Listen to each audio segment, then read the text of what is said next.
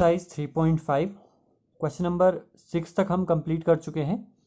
आज हम करेंगे क्वेश्चन नंबर 7। क्वेश्चन नंबर 7 है the product of 3 consecutive number is always divisible by 6। Verify this statement with the help of some examples. ठीक है, क्वेश्चन में कह रहा है कि the sum of 3 consecutive number, the product of 3 consecutive number, यानी कि 3 कंसेक्यूटिव नंबर अगर हम लें और उनका प्रोडक्ट करें तो हमारे पास जो आंसर आएगा वो 6 से डिविजिबल होगा। ठीक है, तो सबसे पहले कोई से भी कंसेक्यूटिव नंबर ले लेते हैं। तो यहाँ पे लिखेंगे कंसेक्यूटिव नंबर। तो कंसेक्यूटिव नंबर्स हमने लिए सबसे पहले एग्जांपल के लिए 1, 2 और 3 ले लेते हैं सबसे पहले, और इनका प्रोडक्ट निकालेंगे हम। तो प्रोडक्ट इनका हो जाएगा 1 इंटू 2 इंटू 3, यानी कि 3 2 जा 6 1 जा 6।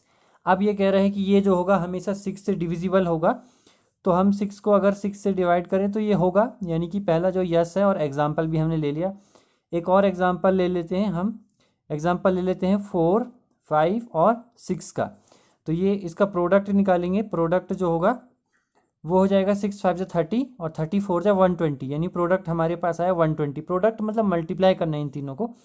और 120 जो है वो 6 से डिविजिबल होगा या नहीं होगा, तो 6 2 जा 12 और 20, ये 6 से डिविजिबल है। ठीक है, तो एक और एग्जांपल ले लेते हैं। एक एग्जांपल ले लेते हैं हमारे पास 5, 6 और 7, यानी 6 5 जा 30 और 37 जा 210। इनका प्रोडक्ट जो है 210 आया। 210 को मल्टीप्लाई डिवाइड करेंगे 6 से, तो ये हो जाएगा 6 3 जा 18, और हमारे पास बचेगा 21 में से 18 माइनस करेंगे तो 3 बचेगा, 30 हो जाएगा। 6 5 जा 30, यहाँ पे भी ये 6 से डिविजिबल है। तो ये एग्जाम्पल के थ्रू हमने इसको प्रूव कर दिया। ठीक है, नेक्स्ट क्वेश्चन है हमारे पास the sum of 2 consecutive odd number is divisible by 4। 2 consecutive odd number का जो सम है वो 4 से डिविजिबल होगा। तो क्वेश्चन नंबर 8 है कंसेक्यूटिव ऑड नंबर लेते हैं। कंसेक्यूटिव ऑड नंबर्स, ठीक है, तो कंसेक्यूटिव ऑड नंबर कौन है हमारे पास, 1 और 3 ले लिए हमने। वो कह रहे हैं इनका जो सम है वो 4 से डिविजिबल होगा। तो सम करेंगे इनका, तो सम हो जाएगा 1 + 3 यानी 4। अब 4 जो है 4 से डिविजिबल होगा, तो बिल्कुल यस, ये हमारा सही है। एग्जाम्पल ले लेते हैं। एग्जाम्पल हमने लिया जैसे 5 और 7, हमने 2 कंसेक्यूटिव ऑड नंबर लिए, इनका सम निकाला 12। 12 को 4 से डिवाइड करेंगे तो ये हो जाएगा डिविजिबल। ठीक है, इसका मतलब एक एग्जाम्पल हमारे पास ये हुआ। एक एग्जाम्पल और ले लेते हैं हम, 7 और 9 ले लेते हैं, और 9 और 7 हो गया हमारे पास 16।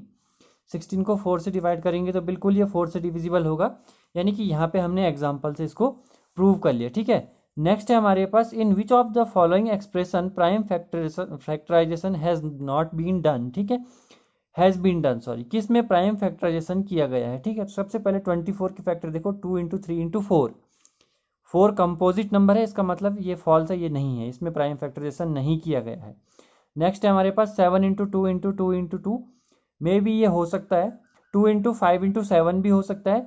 2 इंटू 3 इंटू 9 ये नहीं हो सकता। तो प्रॉपर जो हमारे पास प्राइम फैक्टराइजेशन करने का जो तरीका होता है उसमें हम क्या करते हैं, सबसे पहले स्मॉलर नंबर लेते हैं, देन उससे बड़ा, देन उससे बड़ा, यानी कि हमारे पास जो करेक्ट आंसर है वो होगा सी वाला, यानी 9th का करेक्ट आंसर जो है वो सी है। ठीक है, अब हमारे पास कह रहा है determine if 2 5 1 1 0 is divisible by 5, sorry 45। हमने बताना है कि 2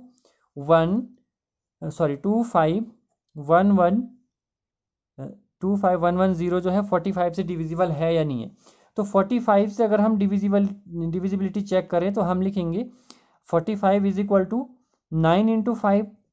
इट मीन्स कि इफ नंबर इज डिविजिबल, कोई नंबर जो है वो डिविजिबल है बाई 9 एंड 5 बोथ, यानी 9 और 5 दोनों से वो डिविजिबल है, तो हम लिख सकते हैं, हम यहाँ पे लिखेंगे then it would also be divisible by 45। तो आंसर जो है वो क्वेश्चन जो है 2 5 1 1 0 है। ठीक है, तो पहले हम 5 से चेक करेंगे।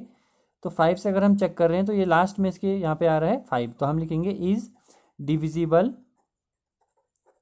बाय 5। ये 5 से डिविजिबल हो रहा है। 2 5 1 1 0, यानी कि 5 और 2 7 और 8 और 1 9। ठीक है, ये divisible is also divisible by 9। ये 9 से भी डिविजिबल है, ठीक है। तो हम कह सकते हैं 25110 इज डिविजिबल बाय, जो ये है ये डिविजिबल है 9 एंड 5 बोथ। इट, तो हम लिख सकते हैं it would also be divisible bye 45, ठीक है। नेक्स्ट है हमारे पास क्वेश्चन नंबर 11। क्वेश्चन नंबर 11 है 18 is divisible bye 2 and 3 both, ठीक है। 18 जो है 2 और 3 दोनों से डिविजिबल है, इसलिए 2 3 जा 6 से भी ये डिविजिबल होगा। सिमिलरली ये number is divisible by 4 and 6, इसी प्रकार से एक नंबर 4 और 6 दोनों से डिविजिबल है। Can we say that the number must be divisible by 4 and 6, तो क्या हम कह सकते हैं कि ये जो नंबर है 4 और 4 इंटू 6 24 से भी डिविजिबल होगा? अगर नहीं तो आपको एग्जाम्पल देने हैं अपने आंसर को जस्टिफाई करने के लिए, ठीक है। तो एग्जाम्पल ले लेते हैं सीधे। एग्जाम्पल के लिए 36 जो है एक नंबर है हमारे पास। 36 जो है हम यहाँ पे लिखेंगे 36 इज डिविजिबल बाय 4, और 36 जो है वो 4 से डिविजिबल है, और 36 जो है वो also divisible by 6। 36 is divisible by 6, लेकिन 36 जो है is not divisible by 4 into 6, यहाँ पे डिविजिबल भी आ जाएगा, is not divisible by 4 into 6 24 से 36 डिवाइड हो सकता है? नहीं, ठीक है। तो यहाँ पे देखिए हमारे पास था कोई नंबर 2 और 3 दोनों से डिविजिबल है तो 6 से भी डिविजिबल था, लेकिन कोई नंबर 4 और 6 दोनों से डिविजिबल है तो उसका मतलब ये नहीं कि वो 24 से भी डिविजिबल हो जाएगा। ऐसा क्यों? क्योंकि 2 और 3 दोनों ही हमारे पास प्राइम नंबर थे, इसलिए जो इनका मल्टी प्रोडक्ट होगा उससे भी कोई नंबर डिवाइड हो जाएगा। लेकिन 4 और 6 दोनों ही कंपोजिट नंबर है, इस केस में ऐसा नहीं होता, ठीक है। लास्ट क्वेश्चन है इस एक्सरसाइज का, question number 12। I am the smallest number having 4 different prime factors. मैं एक सबसे छोटा नंबर हूँ जिसके पास 4 डिफरेंट प्राइम फैक्टर हैं। तो प्राइम फैक्टर हम सबसे छोटे देखें तो 2 इंटू 5 इंटू हमारे पास हो जाएगा 2 इंटू 3 इंटू 5 इंटू 7। 2 सबसे छोटा, फिर 3, फिर 5, फिर 7, ठीक है। डिफरेंट है तो हम डिफरेंट ले रहे हैं, तो ये हो जाएगा 5 3 जा 15, 2 जा 30 और 37 जा 210, यानी कि हमारा आंसर हो जाएगा 210, ठीक है। तो ये थी एक्सरसाइज 3.5। होप करता हूँ कि आपको समझ आई होगी। Thank you.